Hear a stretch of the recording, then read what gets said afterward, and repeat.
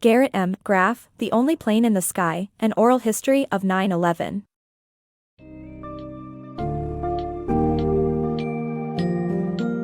The Only Plane in the Sky, An Oral History of 9/11 explores the tragic events of September 11, 2001, through the emotional, harrowing accounts of witnesses and survivors.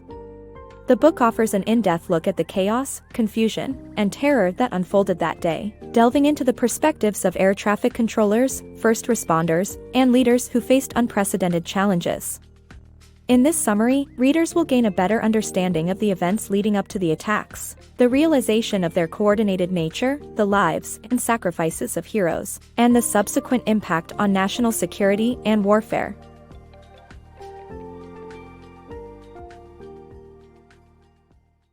The tragic 9/11 attack. On September 10, 2001, Monica Bravo captured a beautiful storm descending on NYC from her vantage point on the 92nd floor in the North Tower of the World Trade Center. However, the next day, September 11, 2001, began as any other day, except there was chaos aboard 4 planes in the air. 19 hijackers seized control of American Airlines Flights 11 and 77 and United Airlines Flights 175 and 93. News of Flight 11's hijacking reached air traffic controllers, and a flight attendant called American Airlines to report the hijackers' entrance into the cockpit. The airspace was cleared and NORAD was notified. A passenger aboard Flight 93 called his wife to report another hijacking. At the World Trade Center, Flight 11 hit the building and was believed to be an accident, but minutes later, Flight 125 hit the South Tower, broadcasters fell silent, and it became clear it was a coordinated attack. Flight 77 disappeared from radar and hit the Pentagon. As a result of the first-time use of a hijacked plane as a weapon, it was a sad day for the United States, and no one in history ever imagined the possibility of such an attack. 9/11, Myth versus Reality. The United States defense system was unprepared for internal threats on September 11. Al-Qaeda carried out a well-planned attack, leaving the country in a state of emergency.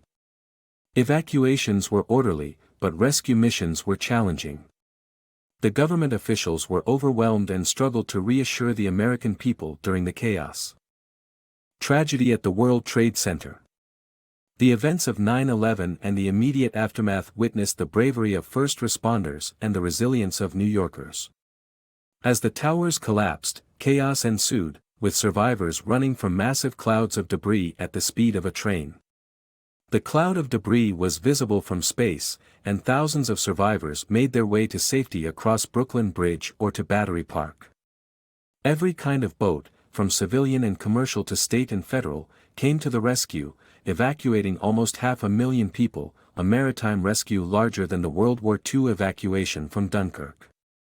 Others walked north, stunned and speechless, but they were met with kindness by fellow New Yorkers, offering water, transportation, and a phone to use to call their loved ones. Father Michael Judge was the first official death, the only clergy on site after the impact. The tragedy shook the world in real time, with millions watching it on television, and as one survivor put it, your brain couldn't adjust to the concept of the World Trade Center coming down on you. The tragic event of 9/11. On September 11, 2001, the world witnessed horrific events unfold in New York City and the Pentagon. While New York City received most of the media coverage due to the real-time nature of the events and the number of lives lost, the Pentagon also faced significant losses, with 125 fatalities and dangerous carbon monoxide poisoning. Donald Rumsfeld, who helped at the crash site, insisted that everyone return to work on September 12 to show that terrorists could not intimidate the United States. Amidst the chaos, UA Flight 93 was hijacked, and passenger Jeremy Glick knew that the terrorists would use his flight to attack the Capitol. He called his wife before the plane crashed into an abandoned mine, disintegrating and vaporizing everyone aboard. The black box revealed that passengers had tried to stop the hijackers and crashed the plane. The world watched the events of September 11 unfold on television. Broadcasters reported on the Twin Towers burning and saw the second plane hitting the South Tower. Viewers saw people jumping to their deaths and waving for help from the tower's top. The president and his team learned about the day's events while watching television on Air Force One. Television also informed the people in the Pentagon about the attack. The entire event lasted only 102 minutes, and Robert De Niro, who lived near the WTC, had to confirm what he saw with television. The passengers on Flight 93 were the real heroes, willing to sacrifice themselves to stop the terrorists. The aftermath of 9/11. The terrorist attack on September 11 left over 2,600 dead, including first responders. Many families were left searching for loved ones, but recovery efforts mostly yielded only fragments. Rescuers worked tirelessly but ultimately found very few survivors. Bush's response to 9/11. On September 11, 2001, President Bush was at a school in Sarasota when he was informed that America was under attack. He wanted to return to Washington immediately, but his security team denied it, and Air Force One remained in the sky for hours as the only plane in the sky. It was refueled in Barksdale before flying to the Offutt base in Nebraska, where Bush held a teleconference and was informed that Al-Qaeda was responsible. Once he was notified that all planes in U.S. airspace had been accounted for, Bush returned to Washington, where he was greeted by 200 members of Congress. The U.S. had been invaded by Afghanistan and Iraq as a result of these events. Despite the challenges, Bush reassured the American people in a speech that their country remained strong and that they should unite in their resolve for justice and peace. For many people, 9/11 marked the end of the 20th century and the beginning of the 21st.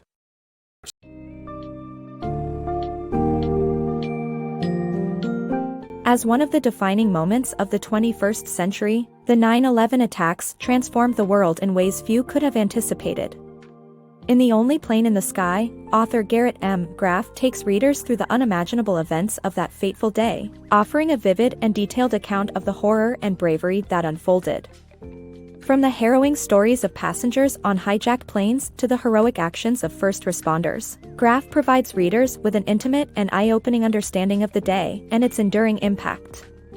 Ultimately, the book serves as a powerful and unforgettable reminder of the resilience and humanity that persist in times of darkness.